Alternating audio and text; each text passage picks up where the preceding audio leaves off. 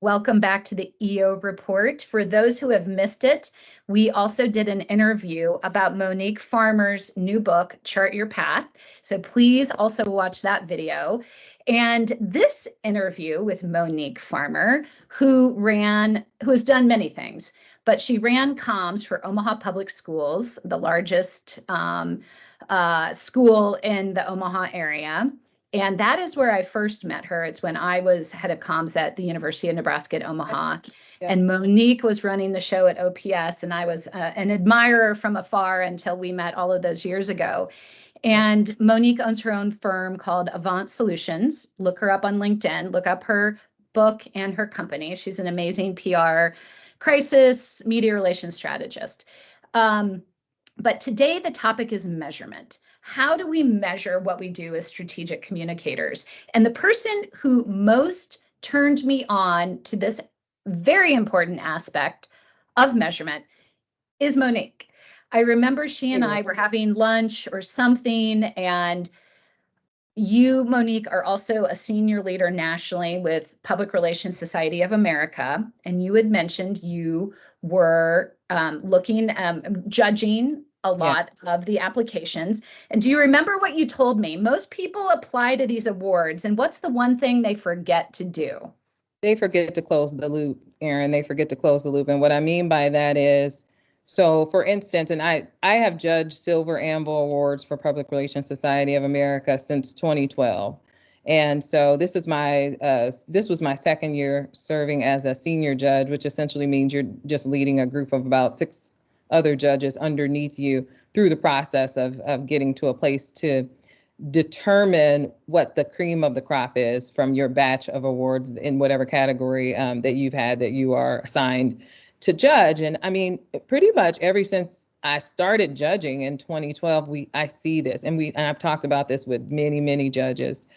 The awards entry will get written, and I'm not sure if it's the writer maybe is not necessarily been as actively engaged or involved with the actual communication. I like to say intervention, whatever the communication plan is that was meant to change something, that they tell us all these great things at the forefront about what the research was and what the plan's going to be. But then we get all the way to the end of the entry, and I'm looking to see if the cycle got closed. Okay, so if you have told me that your intention is to get America to do their Christmas shopping earlier this year, this is a real example, to do their Christmas shopping earlier this year, and then when I get to measurement or evaluation section, I learn about how many millions of people saw the press release or how front page coverage that we got. But I really want to know if you got Americans to do their Christmas shopping earlier this year. I want baseline information as part of your research. How many Americans do their Christmas shopping in October, November? And then how did that change as a result of your communication intervention? If that's what you tell me is the goal, and that rarely happens. We often get entries that'll just only dig into the outputs versus what the actual outcomes are in the evaluation section. And so that drives me and all other judges crazy. And it's not easy to do. It's not easy to do because often those are things that are going to get measured outside of the communication intervention, but the communication is going to support pushing those things along and helping them happen. I can give you another example, Erin. At Omaha Public Schools, when we actually did, I like to call that what we did, brand stabilization. It wasn't so much rebranding as it was combing through communication audit information and introducing new information, both secondary and primary research with regard to like focus groups and really understanding how people perceived the brand. But then also visually getting it stabilized, right? Like the logo was all over the place, reds, yellows, stretched out. Like, so getting that logo and look and visual identity together, but also aligning that with the story of the school district. But for us on the communication team, we also knew that was just as much about organizational pride, just as much about employee appreciation. So we introduced those interventions and we worked with HR to do some of that stuff. Then we also worked with the research team so that we could come back at 6-month interval. What is the range that people are telling us on survey data is their pride level? At a year, Same for how well employees feel appreciated. But it's all tied into the brand and the identity and what our story is about what we're here to do, this work that's really mission-based work, the call to education. And how does that all get wrapped up in the brand? So yes, we see that all the time as Anvil judges. We see entries that don't close the loop. And that was the piece that taught me the most, because I will admit, until I heard you talk about outputs and outcomes, I thought a story on the front page of the Omaha World Herald was an outcome, and it's an output. Yeah. It's great. It's a great output. It's fantastic. But how does that output come? How does it help with having people understand what UNO is known for, how to apply, how to come work at UNO, increase the reputation of UNO. And as a result, Monique, of that, we worked with our team and we did a baseline survey of across the state of Nebraska, representative sample, and we asked a core set of questions about what people thought about UNO. And then every 2 years, for several years, we went back and were able to prove reputationally UNO went through a renaissance. And it wasn't just the communications and marketing, it was everything. It's everything. But we knew without the communications channels sharing stories, there's no stories to hear and learn. So that is the piece of all of this. And measurement is not easy, right? Can you talk about that for a minute? Measurement's hard. And if you could give us any tips on, depending on if someone is new in their career or they're mid or senior and still looking for some tips on how to increase their measurement effectiveness, what can you say to them? Yeah, there's a couple things I would say. First and foremost, communication people, if you have not familiarized yourself with the Barcelona principles, you're behind.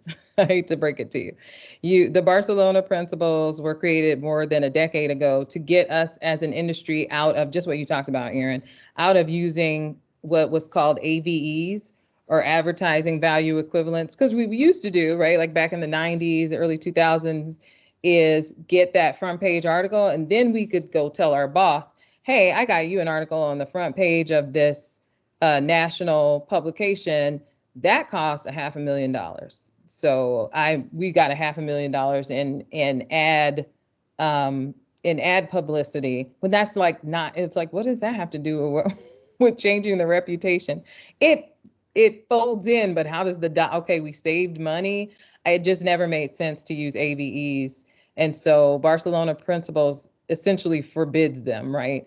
One of the first principles under Barcelona Principles is that setting goals, and this is the 3.0 version, setting goals is an absolute prerequisite to communication, planning, measurement, and evaluation, and that they should be founded smartly, right? Specific, measurable, actionable, relevant, and time bound. Like, let's just start there. And that's not easy, especially and essentially too, I feel like, Erin, a lot of times we're working with other team members who aren't communications experts. So we just got to get through that sometimes, garnering buy-in, really like teaching them what we do and how it's supposed to be done. I feel like more often than not, or anywhere I've ever been, and I've always worked with the top leader, right? Whether that was a brigadier general in the Army, or it was the superintendent of schools, or it was the chief of global product safety at a food company, is you're still educating them on like, this is the best practice for this. This is why we need to do it that way. This is how I can help support you or create your plan, or it's just stuff that they don't understand, or getting them all in a room, a whole project management team, to really kind of get out of them, like, what does success look like for this initiative?